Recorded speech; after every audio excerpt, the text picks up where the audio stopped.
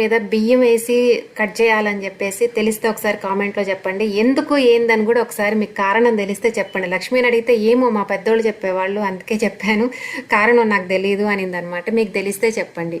లక్ష్మి అడుగుతా ఉండేది, అమ్మ ఎప్పుడు కోస్తావు, అమ్మ ఎప్పుడు కోస్తావు అని చెప్పి. కోస్తాను లక్ష్మి, కోసినప్పుడు నీకే ఇస్తాను, నీకు కొంచెం ఇస్తాను, తీసుకుపోయి వండుకుంటూ అంటే అదిగో పనంతా అయ్యి గుమ్మడికాయ ఫస్ట్ మొక్క లక్ష్మియే తీసుకుపోయింది అనమాట. గుమ్మడికాయ మాత్రం చాలా మంచిదండి. రెగ్యులర్ గా మనం వంటల్లో కానీ వాడగలిగితే దీంట్లో ఏ విటమిన్, సి విటమిన్ సమృద్ధిగా ఉంటాయి. ఏ విటమిన్ మనకు తెలిసిందే, కళ్ళు బ్రైట్ గా ఉండడానికి, హెల్దీగా ఉండడం కోసం చాలా మంచిది అనమాట. ఇప్పుడు చిన్నపిల్లలకే ఐ సైట్ వచ్చేస్తుంది కదా, ఆ సైట్ అనేది ఫాస్ట్ గా పెరగకుండా కంట్రోల్ చేయగలుగుతుంది.